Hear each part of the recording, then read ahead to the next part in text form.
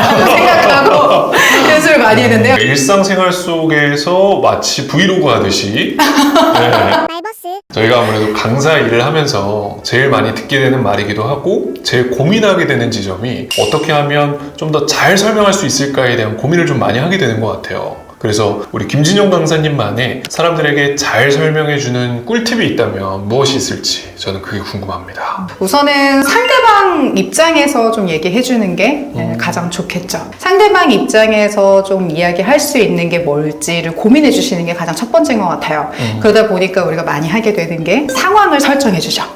예를 들면 만약에 라든지 아니면 그때 어땠어요? 라든지 이런 질문들을 하면서 그분의 상황에서의 이야기들을 좀 많이 하는 것 같아요. 그리고 제가 성인교수법을 공부하면서 가장 와닿았던 키워드는 누구에게나 쉽게 이해할 수 있게 설명하라는 글귀가 제일 많이 와닿았어요. 사람들 자체가 집중력이 얼마 안 된다고 하죠. 그렇죠. 그러다 보니까 어려운 말로 설명하는 것은 그닥 좋지 않죠. 그래서 초등학생 아이들도 이해할 수 있게 쉬운 언어를 사용하는 것을 가장 추천하는데요. 저도 그러다 보니까 더 이렇게 쉽게 이야기를 많이 하려고 하는 것 같아요. 쉽게 얘기하는 것도 근데 연습을 정말 많이 해야 되는 것 같아요. 그쵸. 연습을 어떤 식으로 하면 좋을까요? 쉽게 얘기하는 연습 방법. 연습 방법. 제가 가장 많이 했던 연습은 사실 그냥 혼자 브이로그 찍었어요. 카메라가 있다고 생각하고 네. 보이는 간판들도 네. 내 이야기에다 넣어서 저거 보니까 오늘은 뭘 해야 되겠는데요? 막 이러면서 네. 인생이 브이로그다 라고 생각하고 연습을 많이 했는데요. 일상생활 속에서 마치 브이로그 하듯이 그리고 혼자 연기를 하듯이 이야기를 하기도 하겠네요. 그쵸. 네. 뭐 집에 갈 때 그런 적도 있어요. 따라라라 혼자 그렇게 했던 적도 있어요. 지금 10대, 20대 분들은 그 따라따라따를 전혀 이해하지 못할 것 같은데 아는 분들이 있더라고요. 제일 많이 들을 것 같은 질문이기도 한데 어려운 사람과의 이 윗사람과의 센스 있는 소통을 바라는 분들이 정말 많아요. 이런 분들을 위해서 깨알 꿀팁을 좀 준다면 직장 상사에게 좋은 방법으로 소통하는 방법. 조금 내가 좀 어려운 상사님이나 나랑은 좀 뭔가 포인트가 맞지는 않는 분이라고 한다면 저는 일 하나를 먼저 봐주시는 걸 말씀을 드리긴 해요. 너무 티스럽나? 아니요. 괜찮아요. 네, 비서올 수 있는 거죠.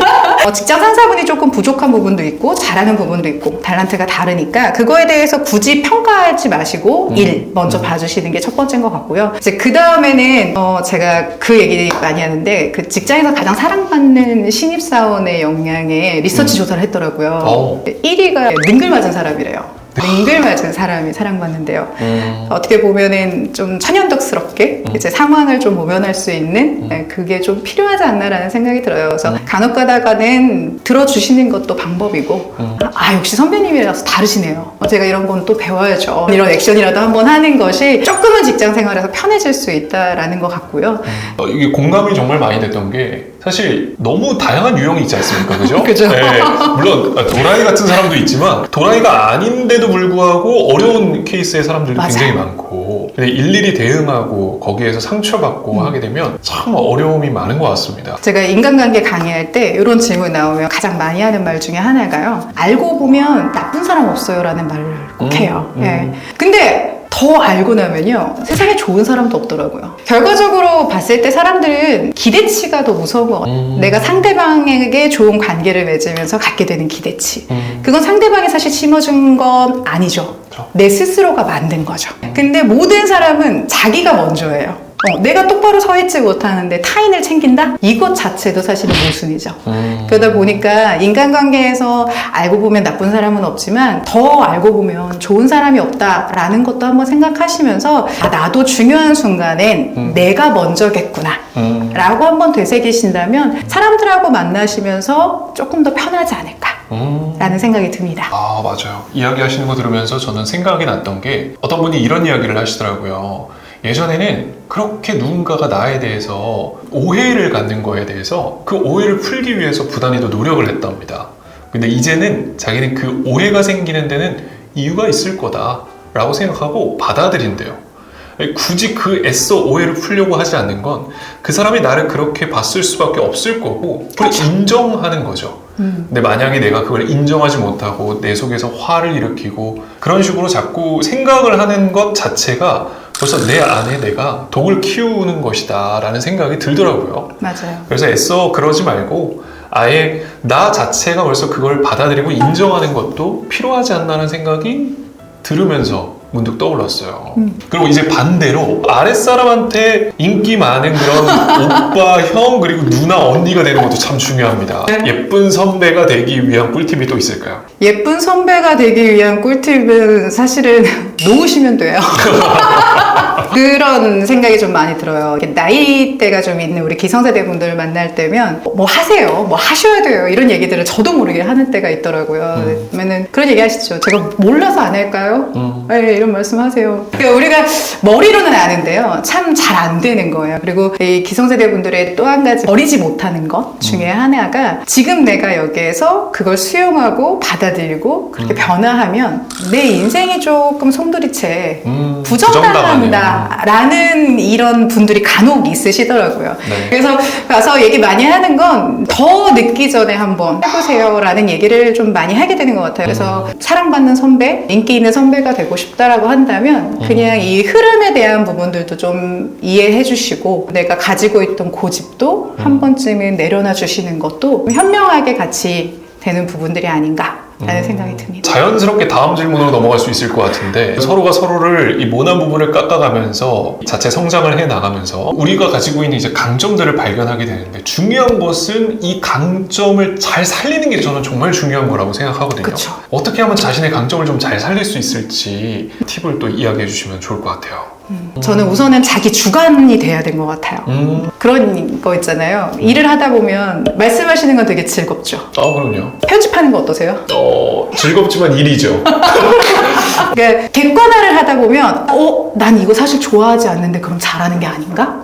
이런 생각들을 하게 되더라고요. 네. 조금 더 딱딱한 의미로 받아들일 수 있겠네요. 네. 그래서 주관화 먼저 하신 다음에 그 다음에 이제 수업 중에 너무 못 찾으시는 분들 있으면 친한 친구, 부모님 나 하면 떠오르는 게 뭐냐고 이렇게 메시지도 한번 보내봐요. 그렇죠. 이게 사실은 주변 사람들로 통해서 객관화 시킬 수 있는 작업들이죠. 그렇죠. 네. 내가 어떤 사람인지 잘 못 찾을 때는 나를 정말 잘 아는 사람들한테 일단 부탁을 한번 해보는 거. 그렇죠. 마지막으로 간단하게 소감 한 말씀 해주시면서 이 인간관계를 지친 많은 분들에게 마지막으로 하고 싶은 말씀이 있으면 한 말씀만 부탁드릴게요. 이렇게 이야기를 하면서 저도 지금까지 제가 강의하기 위해서 달려왔던 시간을 함께 다시 한번 또 생각해 볼 수 있어서 또 열심히 또 나아갈 수 있는 또 그런 시간이 되지 않았나 하는 생각이 들고요. 인간관계에 지쳐 있다라는 것 자체에서 제가 요즘에 수업을 하면서 많이 이야기 드리는 게 여러분들 스스로에게 날씨는 어떤가요? 라는 걸 물어봐요. 그러니까 내 감정 날씨 한번 봐주세요 라고 하거든요. 우리가 이 코로나 이후로 사람들하고 대화하고 소통하고 하는 부분들도 어색해지고 안 하게 되는 부분들도 많아졌어요. 그러면서 표현은 아끼고 내 감정은 어떤지도 모르고 있는 거죠. 그리고 원하는 게 그럼 뭔지 한번 생각해 볼게요. 가 제 수업의 시작인 경우가 많아요. 그래서 한 번쯤은 내가 진짜 원하는 게 무엇인지 생각해 봐 주신다면 조금 더 관계가 쉬워지지 않을까라는 생각이 듭니다. 결국 자신을 좀 더 돌아보는 시간이 필요하다. 관계가 참 그래요. 관계만큼 우리의 행복을 위해서 이것보다 더한 것이 있을까라는 생각이 들거든요. 왜냐면 저도 이 행복에 대해서 굉장히 중요하게 생각하는 인생을 사는데 그러다 보니까 더 많이 느끼는 건 내가 행복한 순간을 결국 공유할 수 있는 누군가가 있어야 나 또한 그 행복이라는 걸 더 많이 느낄 수 있는 거구나. 그러니까 더 관계가 소중해지고 그리고 나를 좋아해 주는 사람과의 그런 관계 속에서 더 많이 행복해지고 싶다는 생각을 많이 하게 되거든요. 그러다 보니까 더 상대한테 맞춰서 라는 생각을 하게 되는데 말씀하신 것처럼 나한테 조금 더 집중을 하는 것이 더 중요하지 않나라는 생각을 처음 하게 된 것 같아요. 오히려 조금 반전인 이야기를 해주신 것 같아서 네. 남다른 이야기가 아니었나 생각이 듭니다. 아유, 감사합니다.